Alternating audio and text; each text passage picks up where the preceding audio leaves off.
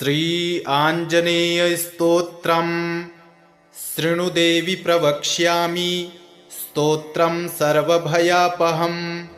सर्वकामप्रदं नृणां हनुमत्स्तोत्रमुत्तमं तप्तकाञ्चनसङ्काशं नानारत्नविभूषितम् उद्यद्बालार्कवदनं त्रिनेत्रं कुण्डलोज्ज्वलम् मौञ्जीकौपीनसंयुक्तं हेमयज्ञोपवीतिनं पिङ्गलाक्षं महाकायं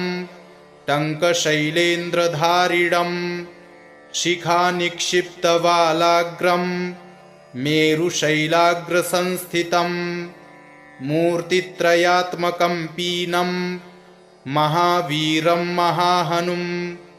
हनुमन्तं वायुपुत्रं नमामि ब्रह्मचारिणं त्रिमूर्त्यात्मकमात्मस्थं जपाकुसुमसन्निभं नानाभूषणसंयुक्तम् आञ्जनेयं नमाम्यहं पञ्चाक्षरस्थितं देवं नीलनीरदसन्निभं पूजितं सर्वदेवैश्च राक्षसान्तं नमाम्यहम् अचलद्युतिसङ्काशं सर्वालङ्कारभूषितं षडक्षरस्थितं देवं नमामि कपिनायकं तप्तस्वर्णमयं देवं हरिद्राभं सुरार्चितं सुन्दरं साब्जनयनं त्रिनेत्रं तं नमाम्यहम् अष्टाक्षराधिपं देवं हीरवर्णसमुज्ज्वलं नमामि जनतावन्द्यं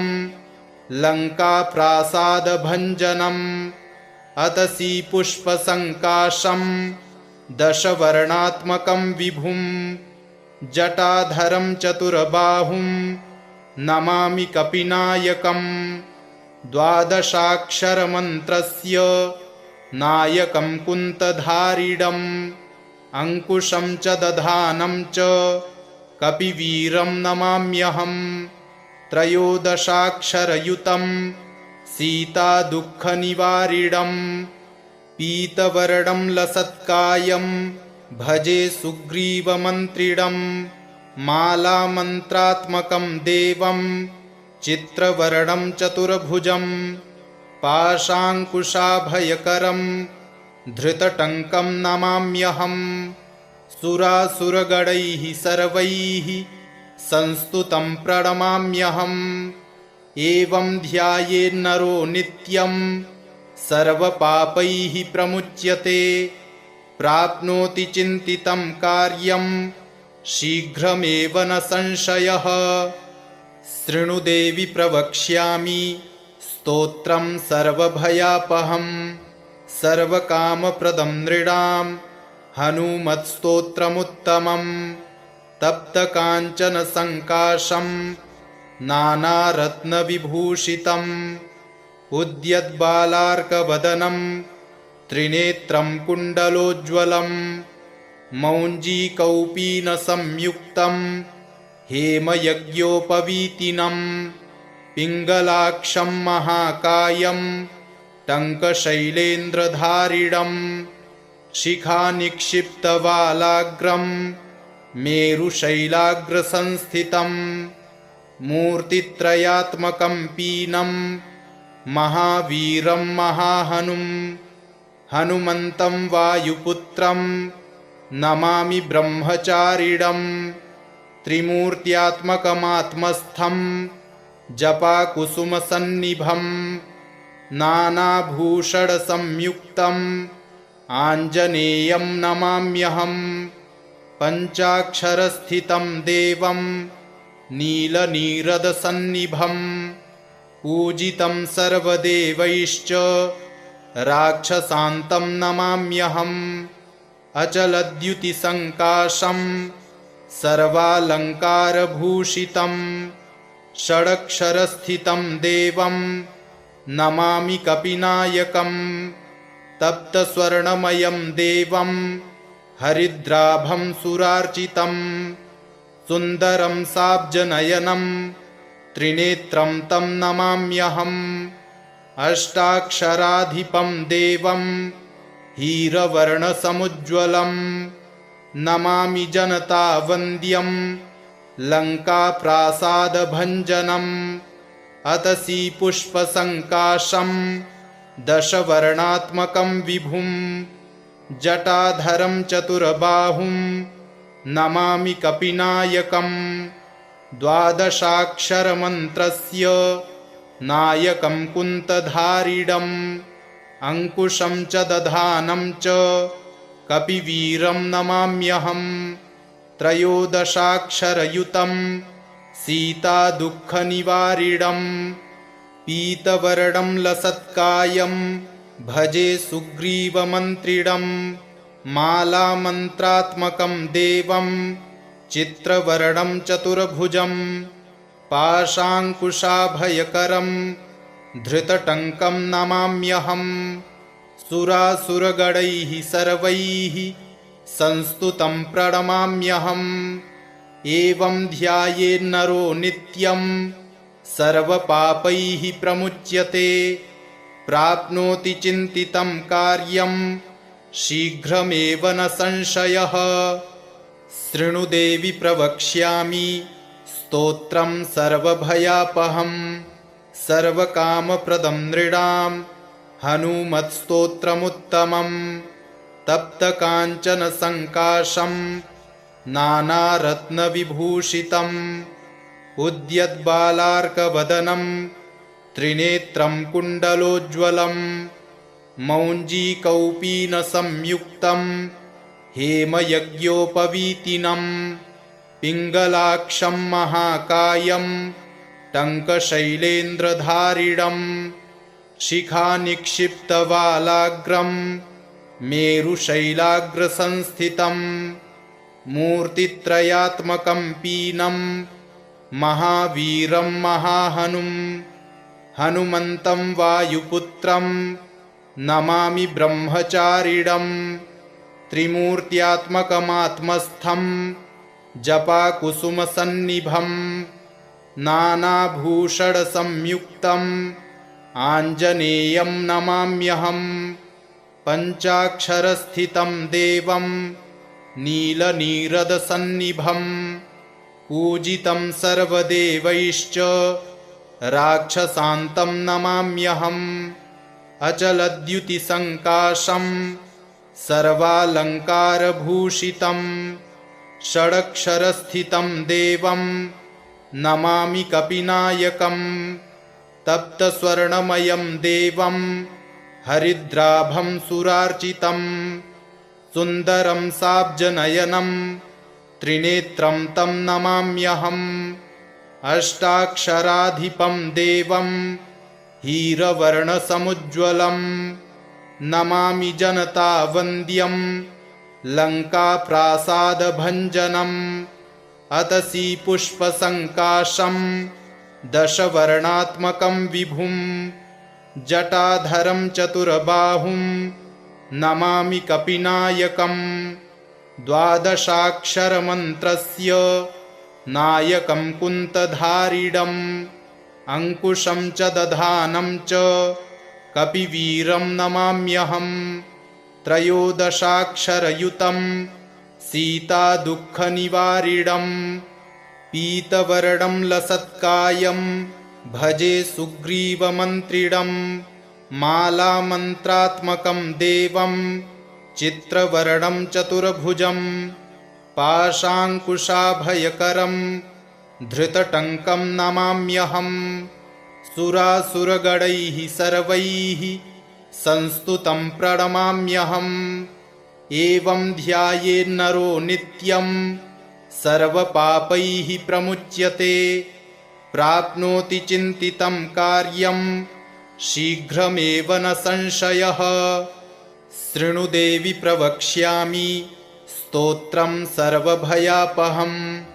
सर्वकामप्रदं नृणां हनुमत्स्तोत्रमुत्तमं तप्तकाञ्चनसङ्काशं नानारत्नविभूषितम् उद्यद्बालार्कवदनं त्रिनेत्रं कुण्डलोज्ज्वलं मौञ्जीकौपीनसंयुक्तं हेमयज्ञोपवीतिनं पिङ्गलाक्षं महाकायं टङ्कशैलेन्द्रधारिणं शिखानिक्षिप्तवालाग्रं मेरुशैलाग्रसंस्थितं मूर्तित्रयात्मकं पीनं महावीरं महाहनुं हनुमन्तं वायुपुत्रं नमामि ब्रह्मचारिणं त्रिमूर्त्यात्मकमात्मस्थं जपाकुसुमसन्निभं नानाभूषणसंयुक्तम् आञ्जनेयं नमाम्यहं पञ्चाक्षरस्थितं देवं नीलनीरदसन्निभं पूजितं सर्वदेवैश्च राक्षसान्तं नमाम्यहम् अचलद्युतिसङ्काशं सर्वालङ्कारभूषितं षडक्षरस्थितं देवं नमामि कपिनायकं तप्तस्वर्णमयं देवं हरिद्राभं सुरार्चितं सुन्दरं साब्जनयनं त्रिनेत्रं तं नमाम्यहम् अष्टाक्षराधिपं देवं हीरवर्णसमुज्ज्वलं नमामि जनतावन्द्यं लङ्काप्रासादभञ्जनम् अतसी पुष्पसङ्काशं दशवर्णात्मकं विभुं जटाधरं चतुर्बाहुं नमामि कपिनायकं द्वादशाक्षरमन्त्रस्य नायकं कुन्तधारिणम् अङ्कुशं च दधानं च कपिवीरं नमाम्यहम् त्रयोदशाक्षरयुतं सीतादुःखनिवारिणं पीतवर्णं लसत्कायं भजे सुग्रीवमन्त्रिणं मालामन्त्रात्मकं देवं चित्रवर्णं चतुर्भुजं पाशाङ्कुशाभयकरं धृतटङ्कं नमाम्यहम् सुरासुरगणैः सर्वैः संस्तुतं प्रणमाम्यहम् एवं ध्यायेन्नरो नित्यं सर्वपापैः प्रमुच्यते प्राप्नोति चिन्तितं कार्यं शीघ्रमेव न संशयः शृणु देवि प्रवक्ष्यामि स्तोत्रं सर्वभयापहं सर्वकामप्रदं नृणां हनुमत्स्तोत्रमुत्तमं तप्तकाञ्चनसङ्काशं नानारत्नविभूषितम् उद्यद्बालार्कवदनं त्रिनेत्रं कुण्डलोज्ज्वलं मौञ्जीकौपीनसंयुक्तं हेमयज्ञोपवीतिनं पिङ्गलाक्षं महाकायं टङ्कशैलेन्द्रधारिणं शिखानिक्षिप्तवालाग्रं मेरुशैलाग्रसंस्थितं मूर्तित्रयात्मकं पीनं महावीरं महाहनुं हनुमन्तं वायुपुत्रं नमामि ब्रह्मचारिणं त्रिमूर्त्यात्मकमात्मस्थं जपाकुसुमसन्निभं नानाभूषणसंयुक्तम् आञ्जनेयं नमाम्यहम् पञ्चाक्षरस्थितं देवं नीलनीरदसन्निभं पूजितं सर्वदेवैश्च राक्षसान्तं नमाम्यहम् अचलद्युतिसङ्काशं सर्वालङ्कारभूषितं षडक्षरस्थितं देवं नमामि कपिनायकं तप्तस्वर्णमयं देवं हरिद्राभं सुरार्चितं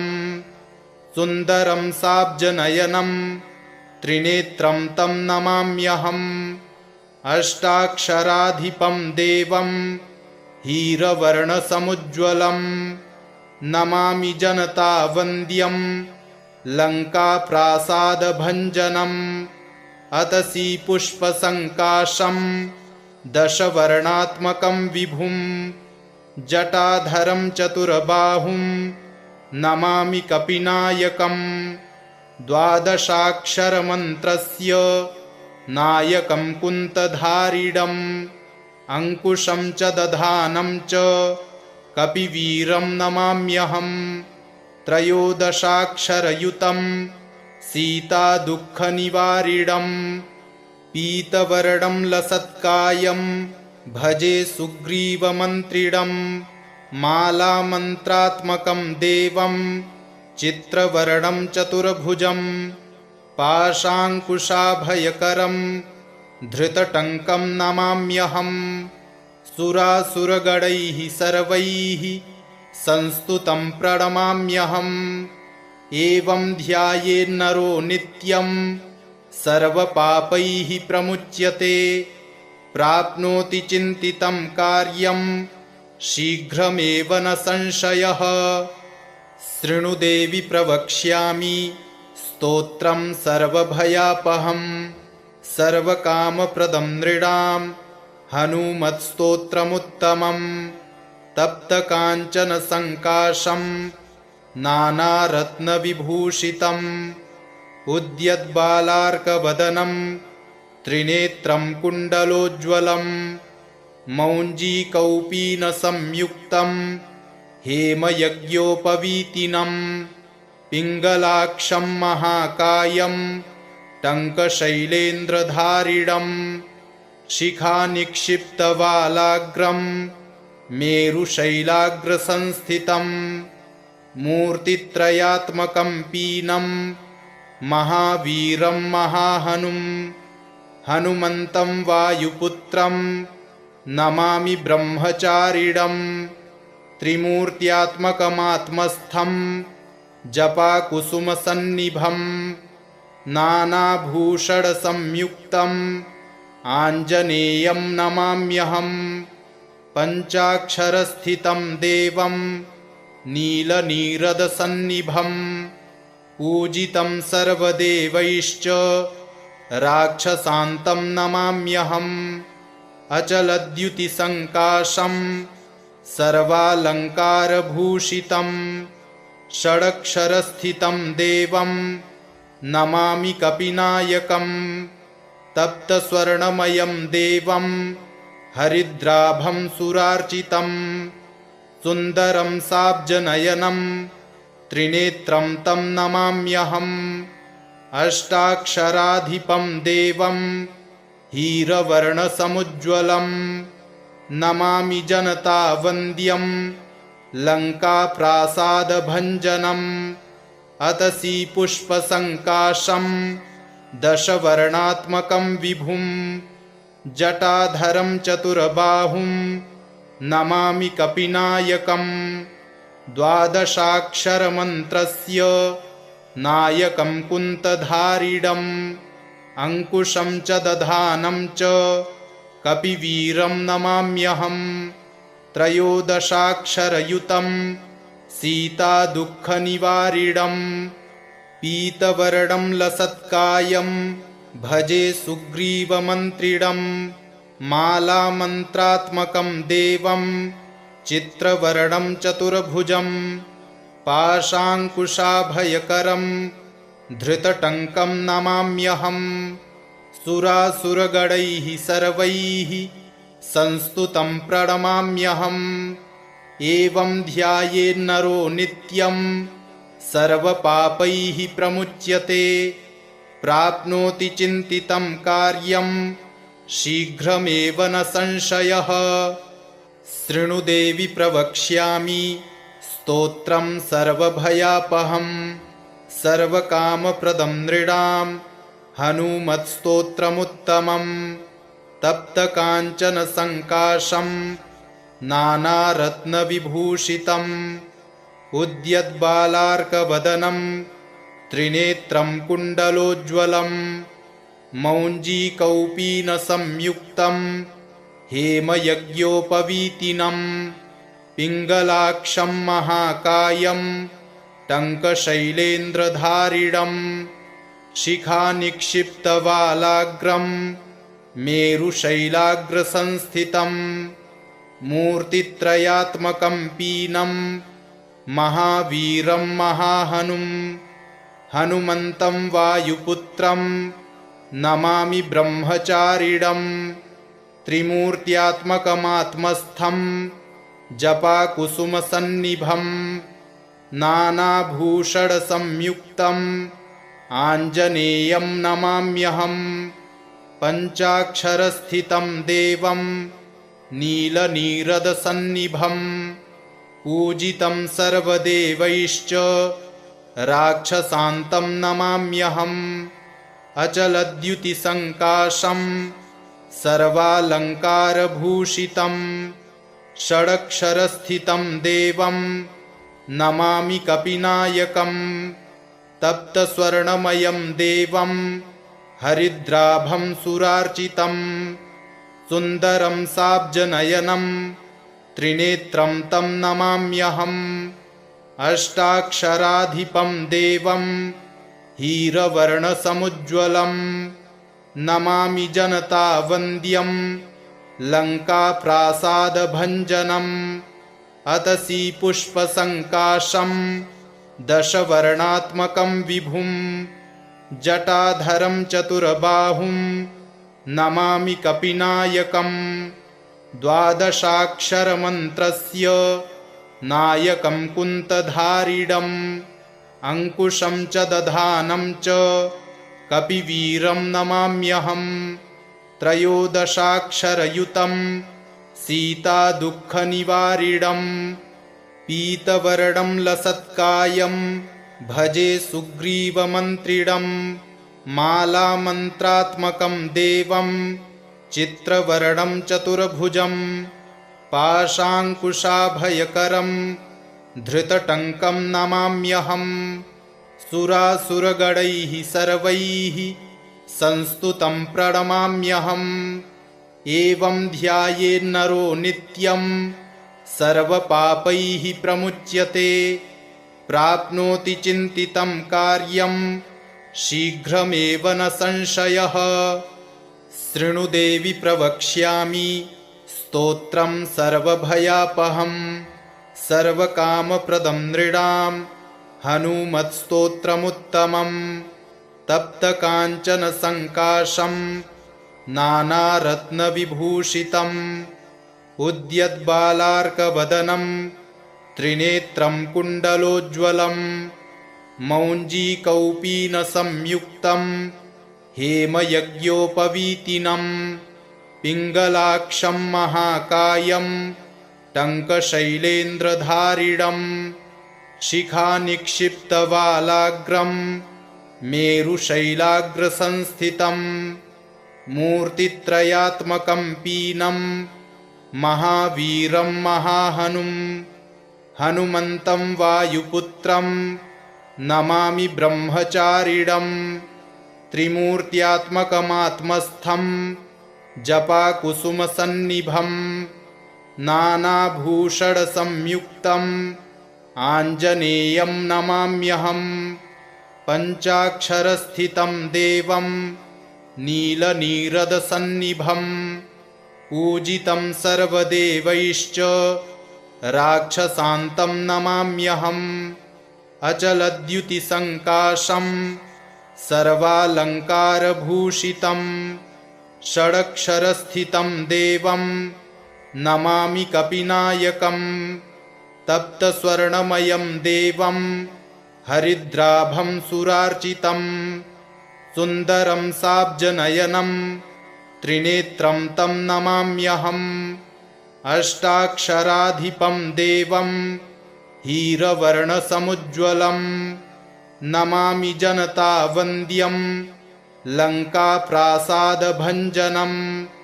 अतसी पुष्पसङ्काशं दशवर्णात्मकं विभुं जटाधरं चतुर्बाहुं नमामि कपिनायकं द्वादशाक्षरमन्त्रस्य नायकं कुन्तधारिणम् अंकुशं च दधानं च कपिवीरं नमाम्यहम् त्रयोदशाक्षरयुतं सीतादुःखनिवारिणं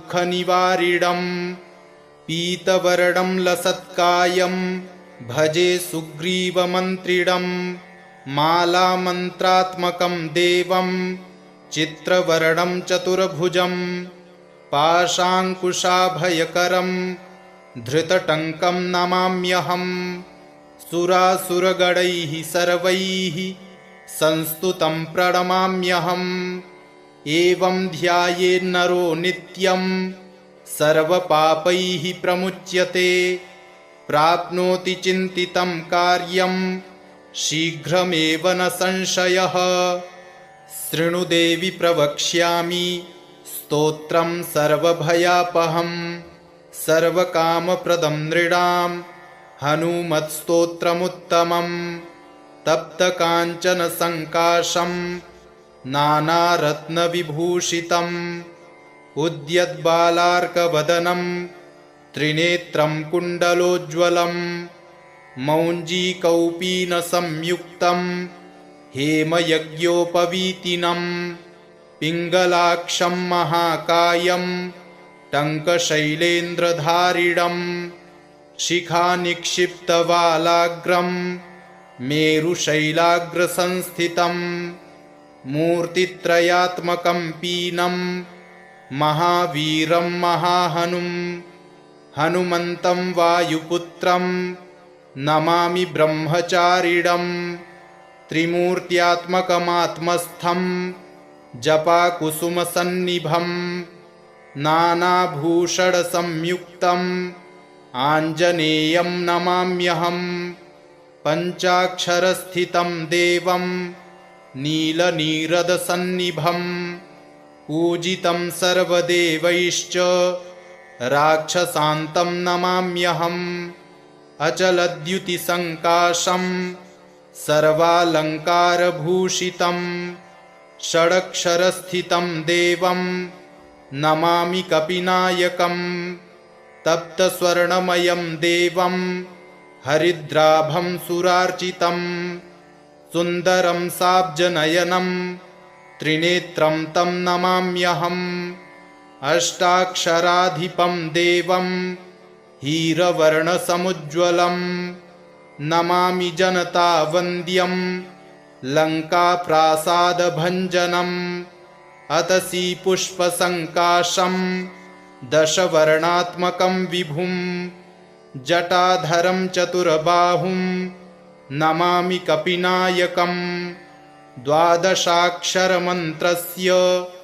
नायकं कुन्तधारिणम् अंकुशं च दधानं च कपिवीरं नमाम्यहम् त्रयोदशाक्षरयुतं सीतादुःखनिवारिणं पीतवर्णं लसत्कायं भजे सुग्रीवमन्त्रिणं मालामन्त्रात्मकं देवं चित्रवर्णं चतुर्भुजं पाशाङ्कुशाभयकरं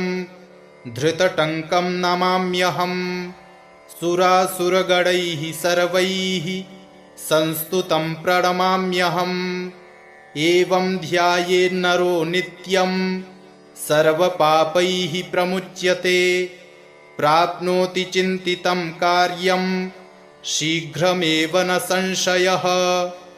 शृणु देवि प्रवक्ष्यामि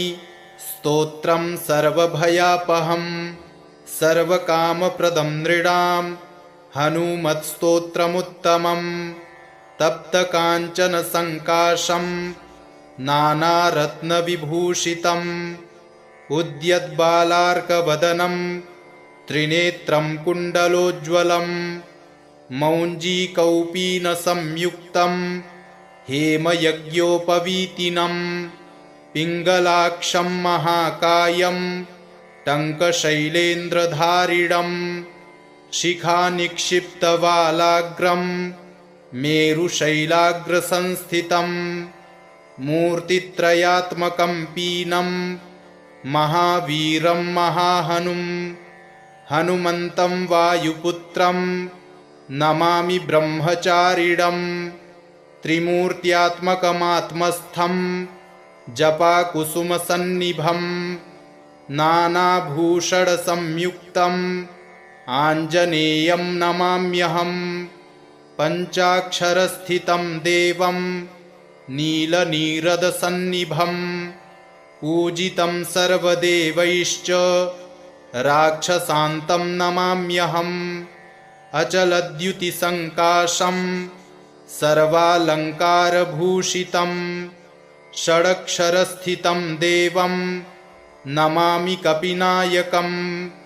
तप्तस्वर्णमयं देवं हरिद्राभं सुरार्चितं सुन्दरं साब्जनयनं त्रिनेत्रं तं नमाम्यहम् अष्टाक्षराधिपं देवं हीरवर्णसमुज्ज्वलं नमामि जनतावन्द्यं लङ्काप्रासादभञ्जनम् अतसी पुष्पसङ्काशं दशवर्णात्मकं विभुं जटाधरं चतुर्बाहुं नमामि कपिनायकम् द्वादशाक्षरमन्त्रस्य नायकं कुन्तधारिणम् अंकुशं च दधानं च कपिवीरं नमाम्यहम् त्रयोदशाक्षरयुतं सीतादुःखनिवारिणम् पीतवर्णं लसत्कायं भजे सुग्रीवमन्त्रिणम् मालामन्त्रात्मकं देवं चित्रवर्णं चतुर्भुजं पाशाङ्कुशाभयकरं धृतटङ्कं नमाम्यहम् सुरासुरगणैः सर्वैः संस्तुतं प्रणमाम्यहम् एवं ध्यायेन्नरो नित्यं सर्वपापैः प्रमुच्यते प्राप्नोति चिन्तितं कार्यं शीघ्रमेव न संशयः शृणु देवि प्रवक्ष्यामि स्तोत्रं सर्वभयापहं सर्वकामप्रदं नृणां हनुमत्स्तोत्रमुत्तमम् तप्तकाञ्चनसङ्काशं नानारत्नविभूषितम् उद्यद्बालार्कवदनं त्रिनेत्रं कुण्डलोज्ज्वलं मौञ्जीकौपीनसंयुक्तं हेमयज्ञोपवीतिनं पिङ्गलाक्षं महाकायं टङ्कशैलेन्द्रधारिणं शिखानिक्षिप्तवालाग्रं मेरुशैलाग्रसंस्थितं मूर्तित्रयात्मकं पीनं महावीरं महाहनुं हनुमन्तं वायुपुत्रं नमामि ब्रह्मचारिणं त्रिमूर्त्यात्मकमात्मस्थं जपाकुसुमसन्निभं नानाभूषणसंयुक्तम् आञ्जनेयं नमाम्यहम् पञ्चाक्षरस्थितं देवं नीलनीरदसन्निभं पूजितं सर्वदेवैश्च राक्षसान्तं नमाम्यहम् अचलद्युतिसङ्काशं सर्वालङ्कारभूषितं षडक्षरस्थितं देवं नमामि कपिनायकम् तप्तस्वर्णमयं देवं हरिद्राभं सुरार्चितं सुन्दरं साब्जनयनं त्रिनेत्रं तं नमाम्यहम् अष्टाक्षराधिपं देवं हीरवर्णसमुज्ज्वलं नमामि जनतावन्द्यं लङ्काप्रासादभञ्जनम् अतसी पुष्पसङ्काशं दशवर्णात्मकं विभुं जटाधरं चतुर्बाहुं नमामि कपिनायकम् द्वादशाक्षरमन्त्रस्य नायकं कुन्तधारिणम् अंकुशं च दधानं च कपिवीरं नमाम्यहम् त्रयोदशाक्षरयुतं सीतादुःखनिवारिणम् पीतवर्णं लसत्कायं भजे सुग्रीवमन्त्रिणम् मालामन्त्रात्मकं देवं चित्रवर्णं चतुर्भुजं पाशाङ्कुशाभयकरं धृतटङ्कं नमाम्यहम् सुरासुरगणैः सर्वैः संस्तुतं प्रणमाम्यहम् एवं ध्यायेन्नरो नित्यं सर्वपापैः प्रमुच्यते प्राप्नोति चिन्तितं कार्यं शीघ्रमेव न संशयः। इति श्री आञ्जनेयस्तोत्रम् सम्पूर्णम्।